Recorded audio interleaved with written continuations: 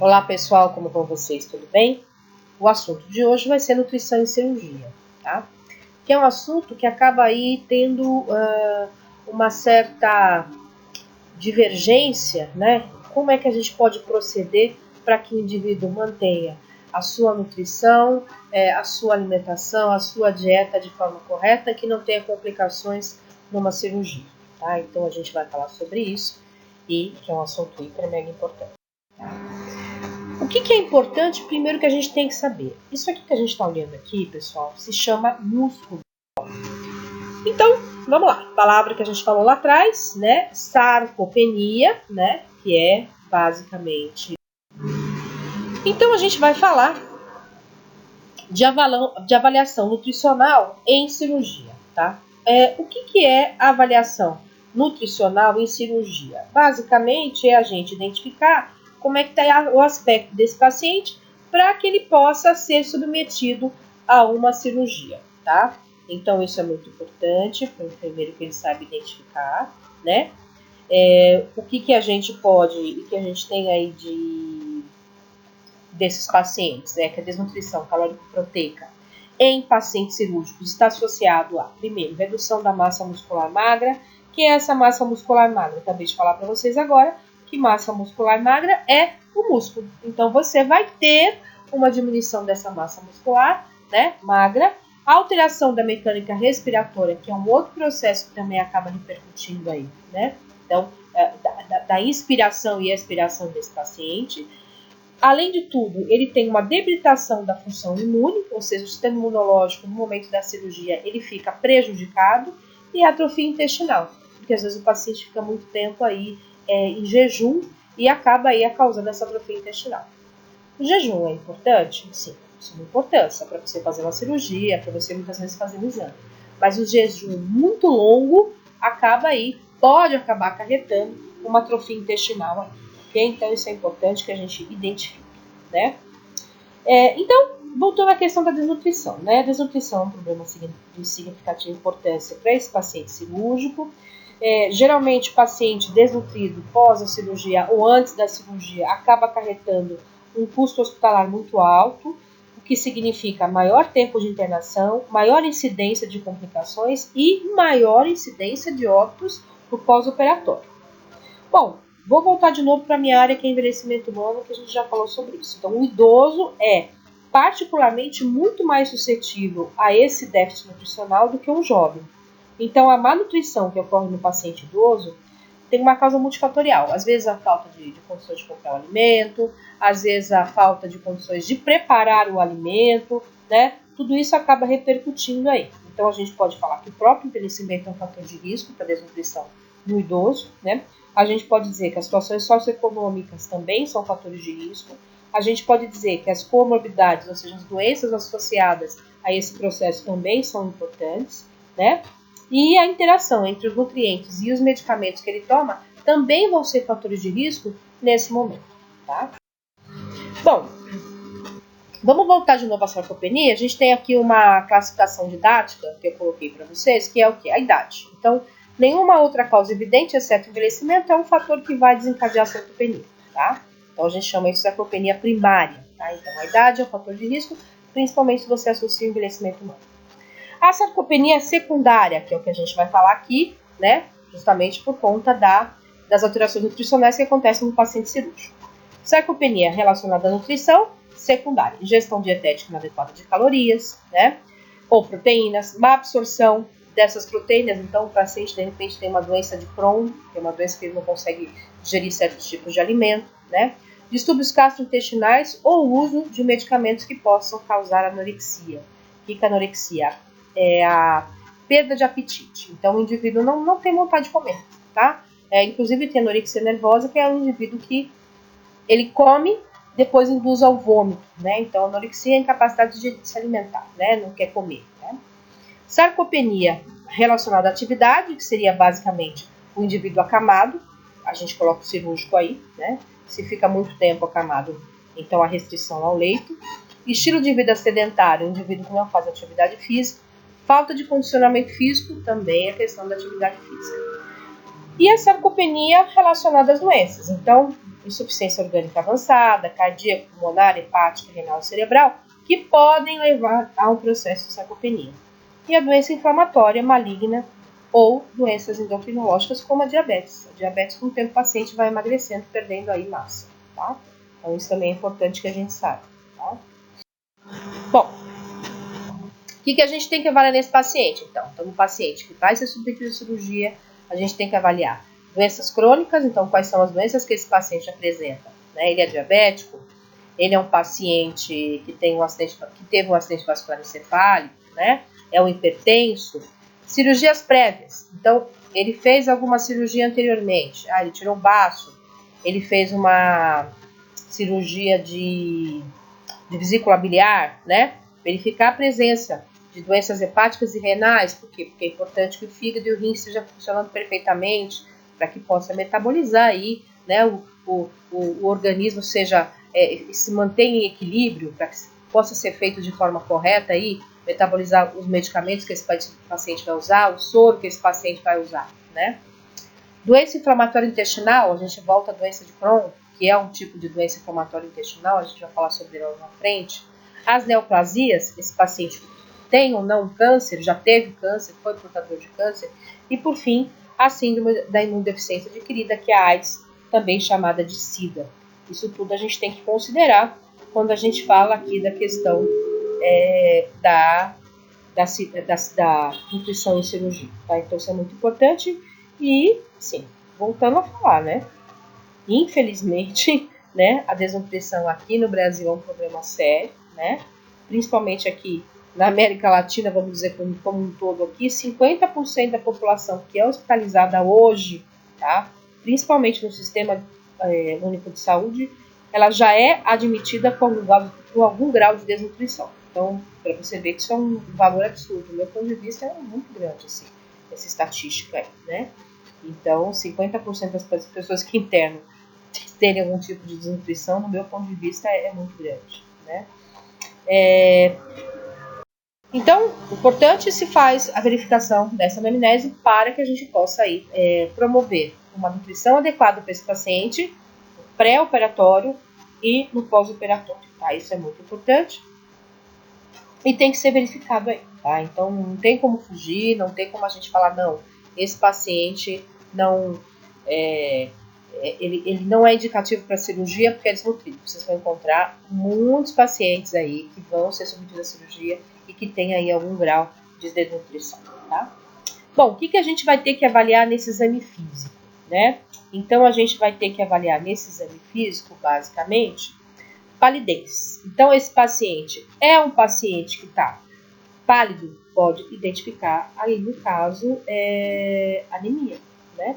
Então, a anemia é um quadro que pode prejudicar a recuperação do pós-operatório desse paciente, tá?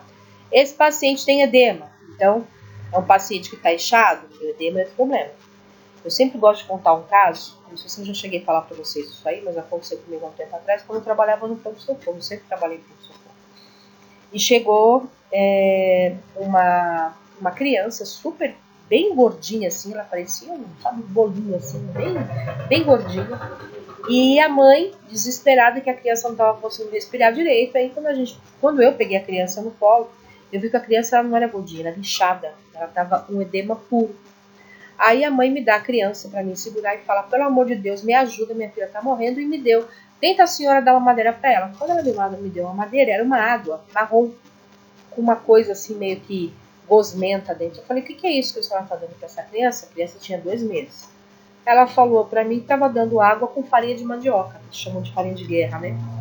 Eu falei, água com farinha de mandioca? Eu falei, mas essa criança não toma leite? Ela falou, não, leite nada. Ela toma água com farinha de mandioca. Então, veja só a mentalidade. A criança ela tinha chegado num estado de desnutrição proteica absurda em que ela estava com edema. Então, não se engane com indivíduos que chegam, às vezes, aparentemente ele está gordinho. Não? Ele pode estar em edema, ele pode ter o que a gente chama de desnutrição proteica, que faz com que o indivíduo, de fato, tenha um inchaço, que não é real. Tá? Então, quando você começa a dar proteína para esse indivíduo, ele acaba desinchando. Tá? Outra coisa que a gente tem que observar também, a perda de gordura corporal. Esse é outro aspecto que tem que ser verificado, né? Aí, de novo, vem aí a questão da desnutrição, onde a gente percebe que esse indivíduo, sim, tem um quadro de desnutrição que vai ter que ser verificado depois ali pelo médico, pelo nutricionista, tá? A queilose, né? O que é queilose? Bom, é a famosa boqueira, né? Que a gente chama de boqueira, né? Que todo mundo já deve ter visto aí, né? Então, geralmente, a queilose ou boqueira, ela está relacionada com a deficiência de vitamina B6. E esse também é outro aspecto que tem que ser verificado. Por quê? Porque aí tem que repor aí essa vitamina B6, que geralmente está associada com a dieta, tá? Então, é algo que esse paciente não está consumindo, né, e que não está dando pela quantidade suficiente de vitamina B6 que ele precisa, e aí ele vai ter o que a gente chama de boqueira, tá? Outra característica do exame físico é a glossite. Então, o que é a glossite? É a inflamação, a infecção da língua, né? Então, esse paciente costuma ter a língua um pouco mais uma cor assim mais roxa, né? E fica inchada, fazendo com que as papilas gustativas deixem de ter aquele aspecto de sentir o gosto. Então, o paciente perde a capacidade de sentir o gosto do alimento. Então, glossite é inflamação na língua, tá? Tá um pouquinho porque eu passei aqui. Então, vamos voltar de novo, né? Não passei não, achei que fosse mais. A gente vai verificar nesse paciente também desnutrição por vitaminas, e aí nesse caso vai ter alteração da textura da pele e cabelos. Uma coisa bem comum é você identificar em pacientes desnutridos, o cabelo fica parecendo cabelo de palha de milho, tá? Ele fica parecendo mesmo, sabe aquele cabelinho do milho assim? Fica parecendo o cabelinho do milho, tá? Obstrução folicular ou exantema, então ele perde cabelo, vai perdendo pelos, né? E isso pode acontecer com muita frequência, então a gente vai perceber aí geralmente nesse paciente essa queda de cabelo e a característica de cabelinho de milho mesmo, né? O exantema, que seria uma erupção cutânea, né? Na pele, então fica aquelas bolinhas na pele parecendo um sarampinho, né? Esse paciente pode apresentar sopros e cardiomegalia, também sopros cardíacos, isso aí é uma consequência da desnutrição de vitaminas. Alteração da sensibilidade em extremidades, então ele não sente, né, não tem sensação na ponta dos dedos dos pés. E ausência de sensibilidade vibratória palavra não quer sair. E proprioceptiva, que é aquela que a gente usa aí, às vezes, um estesiômetro para avaliar. É um tipo de um fiozinho que você passa na pele do paciente para verificar sensibilidade, tá? A gente também pode mostrar para vocês aí como nós fomos para o laboratório, tá? Estesiômetro. Bom, também no exame físico, a gente vai verificar a deficiência de oligoelementos, né? Elementos que poderiam estar presentes aí, no caso, a gente vai conseguir identificar aí, né? Esses oligoelementos no exame de sangue, né? Isso é importante que a gente também saiba ler, né? Ler, né? Exames laboratoriais, isso é fundamental, né? Então, esses oligoelementos, né? A gente chama aí de substâncias, né? Que vão estar presentes na nossa alimentação, né? Então, elementos químicos, vamos dizer assim, né? São chamados também de microminerais ou oligoelementos, né?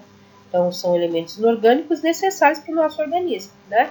E a gente precisa dele em pequenas quantidades, mas eles são importantes, tem que estar presentes ali, né?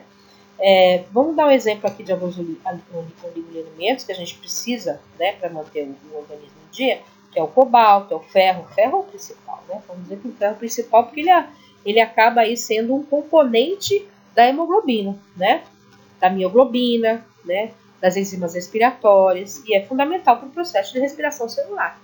Quem não tem hemoglobina no sangue suficiente, ou no caso desses pacientes que tem o que a gente chama de anemia falciforme, existe lá a hemoglobina, mas ela está em forma de foice, ela não está arredondadinha, né? O paciente tem muita dor, né? Então, fica privado de oxigênio. Então, é necessário, sim, que exista ferro na nossa dieta. Então, ele é um oligoelemento que é fundamental, tá? Então, isso é muito importante. Que mais? Anormalidades cutâneas e neurológicas semelhantes à deficiência de vitaminas, e no caso a vitamina B12 pode causar alterações neurológicas muito semelhantes à demência, né? A falta de vitamina B12 pode causar, dar um falso diagnóstico de demência, como por exemplo Alzheimer, mas ela sempre vem associada a outros, a glossite vai estar presente também aí nesse caso, né? E alteração do estado mental, voltando de novo à deficiência de vitamina B12, né? Então, esses oligoelementos, estou dando um exemplo aqui, mas poderia falar do iodo também, que é outro componente que acaba aí, na falta dele, afetando a tireoide, né? Então, a tireoide é uma glândula que é muito importante para o metabolismo corporal, e a ausência dela, quando você tem um hipotireoidismo, às vezes por conta da falta de iodo, você pode ter aí um problema relacionado ao estado mental. Então, o paciente fica mais lento e por aí vai. Então, é importante também que esse oligoelemento esteja presente aí, tá? Iodo, né? Voltando a falar do iodo aqui, né? E aí tem outros. Tem o selênio, tem o cromo, tem o flúor e por aí vai.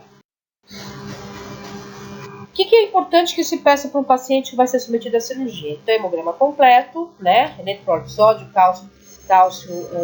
sódio, potássio, cloro, cálcio, fósforo e magnésio, que são os oligoelementos que a gente precisa, os minerais que a gente tem, os eletrólitos, né? Prova de função hepática, bilirrubina, albumina, pré-albumina, protrombina, proteína de ligação ao retinol e outros. E esses exames são muito importantes para o paciente que vai ser submetido à cirurgia, porque a deficiência deles também pode comprometer esse paciente na recuperação da cirurgia. E veja só que são elementos que a gente acaba aí adquirindo da dieta, tá?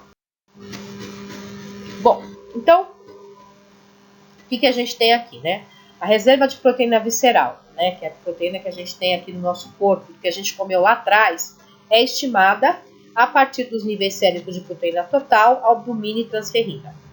Contagem total de leucócitos, testes cutâneos com antígenos. Tudo isso é importante que a gente saiba os valores antes da cirurgia, para que se esse paciente tiver uma complicação, a gente possa repor. Então, a gente tem aí a albumina, com um tempo aí de 20 dias, é um indicador de prognóstico, né? A transferrina, de 8 a 12 dias, é um indicador do estado nutricional mais sensível.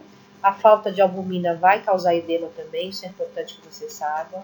E a falta de transferrina pode causar anemia. A pré-albumina, essa avaliação, essa reserva vai de 2 a 3 dias, e a proteína de ligação ao retinol, vitamina A, mais ou menos 12 horas. Tá? Então, essa reserva dura esse tempo aí. Se passar mais do que isso, a gente pode ter problemas com esse paciente. Tá?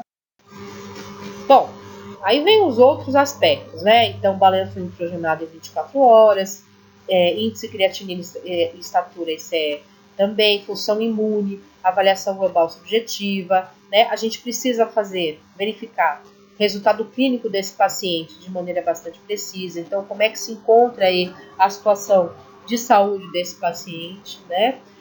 Um indicador de nutrição assertivo, um indivíduo que está bem nutrido, ele tem um bom prognóstico para a cirurgia, tá? Isso é muito importante, a gente não pode esquecer disso, pessoal, tá? Então, todos esses aspectos têm que ser avaliados e reavaliados quando o assunto é nutrição em cirurgia. Tá? A gente tem alguns estudos aí que dizem o seguinte em relação à cirurgia, né? Então, alguns estudos dizem que o paciente deve receber preferencialmente por escrito as orientações que devem ser feitas, né? As orientações acerca do que deve ser feito para esse paciente, para que ele tenha uma boa recuperação, né, nesse período aí pré-operatório. Então, quando a gente transmite ao paciente, né, no caso cirúrgico, algumas informações sobre a operação, né, sobre a cirurgia que ele vai ser submetido, o que a gente pode fazer aí? Diminuir a ansiedade dele, né? Além disso, também ajudar esse paciente no pós-operatório. Então, por exemplo, a gente tem que pensar o seguinte, se a gente pode abreviar um jejum pré-operatório, né, por exemplo, para alguns líquidos. Então, o paciente ele pode tomar até meia-noite, vamos supor, uma canja, uma sopa, um caldo, né, para operar às 10 do dia seguinte, ele vai ficar menos tempo, né, sem se alimentar, né? E esse retorno aí, né, da alimentação vai se tornar menos traumática, vamos dizer assim. Que é aquilo que eu falei para vocês, quanto mais tempo o paciente fica sem comer, mais tempo você pode ter aí uma complicação desse estômago, tá? Dessa nutrição, né? Então, por exemplo, quando a gente aí, no pós-operatório, né, libera essa dieta de forma gradual, né?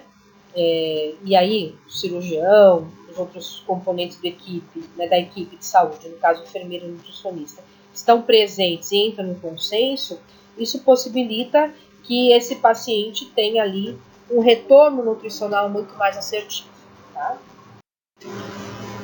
Bom, o que a gente tem que pensar quando você retorna um paciente à dieta depois de uma cirurgia? Então, determinar quais as necessidades nutricionais que esse paciente tem. Então, tem essa equação aqui de Harris-Benedict, que faz a contagem de quanto esse paciente vai precisar de energia para repor aquilo que ele, porventura, perdeu durante esse período pré-operatório. Está aqui a equação. A gente não vai entrar nela agora, né, como fazer, porque isso tem que ser uma coisa feita em sala de aula. Mas existe um cálculo para isso, tá? O que a gente tem que imaginar, né? Então, quando o paciente sai da cirurgia, a gente precisa pensar quantas calorias esse paciente vai precisar. Então, nutrientes. Quais são os nutrientes que o meu paciente vai precisar? Então, calorias. Então, o consumo de calorias aumenta? Sim, porque esse paciente, porventura, vai precisar de mais calorias para poder manter o corpo funcionando de uma forma correta, né? Não é não dando comida para alguém que você vai melhorar a imunidade dele. Muito pelo contrário, é você alimentando esse indivíduo. Então, a gente tem aqui um consumo de caloria de mais 10% para operações eletivas, por exemplo, fazer uma retirada de uma vesícula, por exemplo, né, vesícula biliar. De 10% a 30% para pacientes que tiveram algum acidente, que são os traumatismos, um batido de carro, uma cirurgia no braço, por exemplo. De 50% a 80% para sepsemia e de 100% a 200% para queimadura. O paciente com queimadura ele debilita muito, então ele tem que ter uma dieta muito rica nutricionalmente falando. Tá? Proteínas, né? Então são compostos de aminoácidos, né? Aminoácidos essenciais. Então, isso é fundamental. A gente falou lá atrás que a proteína, ela é alimento construtor. Ele vai ajudar a construir novas células. Ela é fundamental para a cicatrização. Então, o paciente que é submetido à cirurgia, ele vai precisar de proteína para ajudar na cicatrização celular, tá? Então, aqui ele até fala, né? Combustível crucial para o enterócito, para o intestino principalmente, né? Então, no caso do paciente que foi vítima de trauma, essa proteína, essa absorção de proteína, ela pode diminuir até 50%. Então, neste caso, é sempre bom suplementar essa dieta. Suplementação de proteína seria o ideal. Então, proteína, ela é fundamental porque ela tem aminoácidos e aminoácidos essenciais que ajudam aí a produção de novas células e ajudam na cicatrização celular, tá? E aí vem as outras proteínas aqui, a arginina, né? A arginina, ela melhora o balanço de nitrogênio, né? Então, é muito bom, como eu falei para vocês aqui, para a cicatrização de feridas, né? Essa proteína estimula também os linfócitos T, né? Então, que são muito importantes, que é a nossa resposta, né? Vamos dizer aqui, nossa resposta primária, né, para a infecção, né? Então, a arginina, ela é fundamental, né? Então, além de melhorar o balanço de nutrientes, né, também ajuda aí a questão do sistema imunológico, tá? Também a arginina acaba aí diminuindo complicações infecciosas, né? Ela é precursora do óxido nítrico, nesse caso aí ele é citotóxico para células tumorais, ajuda aí a combater tumores, né? E aí a gente também tem os nucleotídeos, que são os imunomoduladores que a gente chama, tá? Então, assim, precisa se identificar, né, quais são os melhores, qual o melhor produto que a gente vai fazer, como é que a gente vai fazer para administrar isso aí para esse paciente. No caso da arginina, ela ajuda na formação de outras proteínas, né? Ela estimula também, como eu falei para vocês, o hormônio de crescimento, fazendo com que esse paciente tenha ali formação de massa, ajude na formação de massa muscular, tá? Por que a gente tem que saber isso? Bom, a gente tem que saber, mas eu não sou nutricionista, tá? Mas você tem que saber, na hora que você vai dar uma dieta, o que ela tem, qual é a composição dela, né? Então, por que uma dieta tem nucleotídeos? Porque ela tem que ser rica em nucleotídeos? Porque os nucleotídeos, eles são construtores de ácidos nucleicos. Eles ajudam na construção de DNA e RNA, né? Então, isso é importante para o meu organismo, né? Para a formação também de novas células que eu acabei de falar para vocês, tá? Como é que a gente vai dar esse suporte nutricional para esse paciente, né? Dieta interal, né? No caso aqui, a dieta via oral, no caso de pacientes que tenham trato gastrointestinal intacto, né? Então, o paciente que tem lá não teve nenhuma lesão no trato gastrointestinal, a gente pode pensar aí nessa dieta. E como vai ser feita essa dieta interal, né? Como é que eu vou administrar essa dieta interal? A gente tem que pensar também no metabolismo, né? Nos benefícios dessa dieta interal, né? Então, quais são os benefícios fisiológicos, metabólicos, qual é a segurança de eu alimentar esse paciente por dieta interal, quais são os custos que isso tem, tá? E as complicações aí dessa dieta, mas veja bem que ela é indicada para pacientes que têm o trato gastrointestinal intacto. Então a gente tem aí vários suprimentos, você tem o Nutren, você tem o Source, que são alimentos que podem ser oferecidos aí para esse paciente.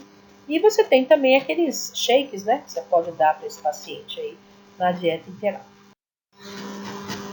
Quais são as indicações, então, para a dieta interal? Então, já pode entrar, de repente, no pré-operatório em pacientes desnutridos ou aqueles com risco de desnutrição, pacientes que têm uma ingestão insuficiente de proteínas, né, que tenham, ou de calorias, e a incapacidade de alimentação via oral também. Então, nesse caso, a dieta interal, ela vai ser usada via sonda. Então, o paciente não consegue se alimentar via oral, né? Então, é colocado uma sonda nasoenteral, né? E aí, neste caso, vai ser dado esse suplemento, que é um tipo de um shakezinho, ele vem num potinho assim, tipo aqueles que a gente compra um mini, como se fosse de leite, só que menor, 250 ml, tá?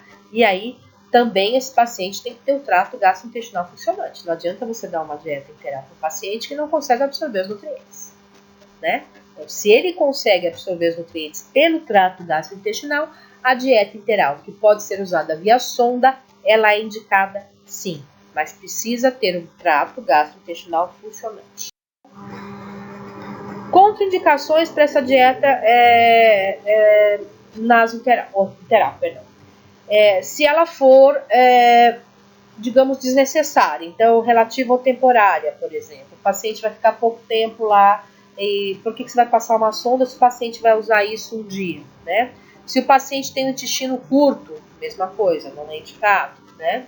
Obstrução intestinal, não consegue digerir o alimento, hemorragia digestiva, pacientes com vômito, diarreia, isquemia intestinal, fístulas ou instabilidade hemodinâmica, tudo isso é contraindicação para a dieta via sonda, tá? Nasoenteral.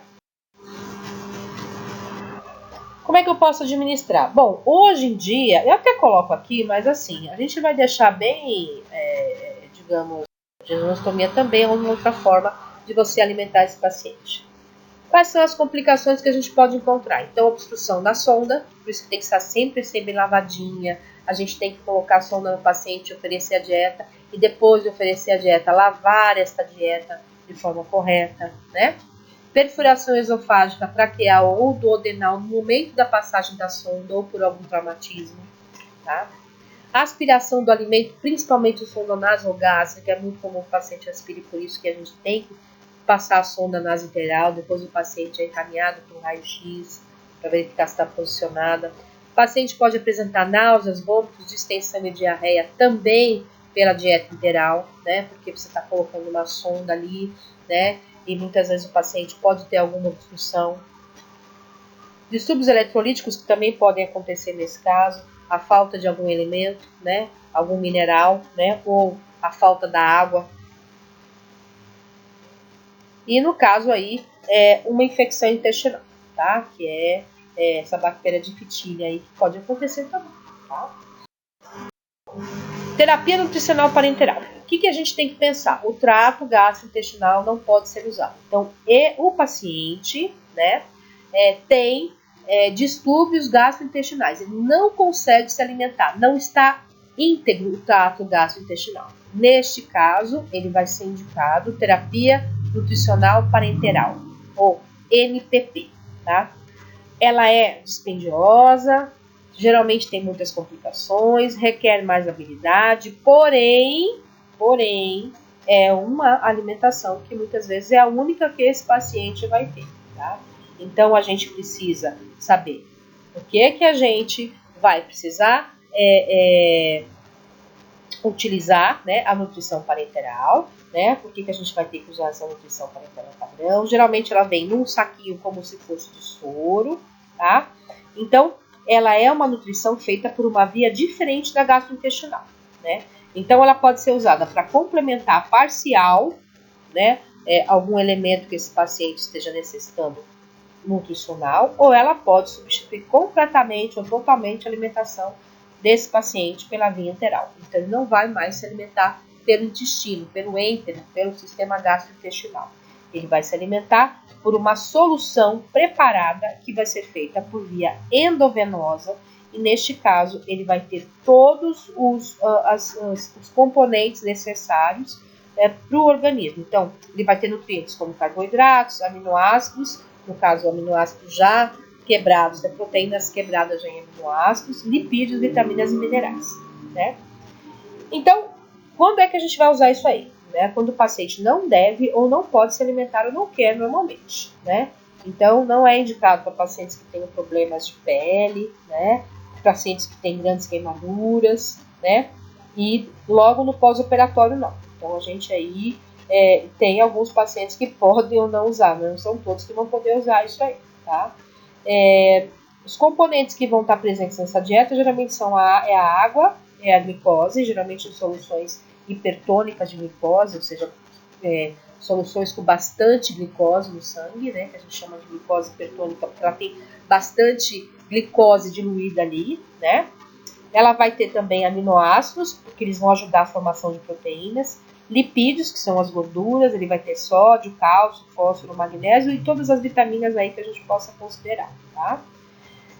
Mas, né, infelizmente tem algumas complicações. Então, é importante, né, que a gente saiba como utilizar. Então, na nutrição parenteral padrão, é uma nutrição a curto prazo, menos de 10 a 14 dias. Geralmente a administração é periférica, a gente vai utilizar um catéter venoso para isso. A principal fonte de caloria nessa dieta é o lipídio, e aí a gente acaba tendo aí uma digestão cetônica, e não há risco de hipoglicemia nesse paciente, porque a gente acabou de falar agora que você vai dar para ele uma dieta com uma alta solução de glicose. É isso que a gente acabou de falar. Tá? Então, de novo, pacientes com a indicação, né? Pacientes que não podem receber dieta integral, necessitam de mais 10 dias de suporte nutricional, né? E principal fonte de caloria é a glicose, e o catéter de infusão central é exclusivo neste caso. Então, nessa nutrição parenteral, que a gente chama de total, né, que é NPT, que eu já ia fugindo daqui, né? Ela é diferente da NPP, ela tem que ser administrada por um catéter central. Então, vamos dar um exemplo aqui, um catéter de Schilling, um intracat, né? Então, tem que ser feito em catéter venoso central, né? Então, neste caso, a principal fonte de caloria diferente da NPP é a glicose. Então, na nutrição parenteral total, diferente da nutrição parenteral padrão, a principal fonte de caloria é a glicose, e a gente vai ter que ter um catéter exclusivo para ela. Ela é uma opção adequada, geralmente, para pacientes desnutridos, né? E uma desnutrição moderada grave, e que geralmente não pode ser corrigida por nutrição enteral. Então, ela é algo que, tipo assim, eu preciso urgentemente dar um suporte nutricional para esse paciente, mas eu não tenho tempo, então eu vou optar aí pela nutrição parenteral total, tá? Então, ela é essa é a diferença dela com a nutrição parenteral padrão, mas as duas são nutrições feitas via endovenosa, tá? Bom, e aqui a fórmula da solução, que também pra gente não tem muito problema, não tem muito a ver, né? Porque a gente não vai preparar isso, quem prepara isso é o nutricionista, mas só para vocês terem uma ideia que é uma mistura de carboidrato, gordura, proteína, eletrólito, vitamina e oligoelementos que vão dar origem ali à nutrição parenteral total. Essa daqui, nutrição parenteral total, é a fórmula dela. Tá? Quais são as complicações? Então, complicações da nutrição parenteral total. Dificuldade de acesso venoso central, o paciente vai colocar um catéter geralmente na subclávia ou na jugular, pode aí no caso causar um pneumotórax se for subclávia. Esse catéter pode estar posicionado incorretamente, o paciente pode sangrar, pode entrar no momento da punção, pode ocorrer infecção no local do catéter, uma infecção primária do catéter também pode acontecer, isso é muito comum acontecer em catéter venoso central. Complicações metabólicas como aumento de glicose, porque como ele é uma dieta rica em glicose, o paciente pode ter hiperglicemia. Ele pode ter distúrbios eletrolíticos e acidose e depois a síndrome de realimentação, né? Ou seja, a dificuldade depois de fato de se alimentar corretamente.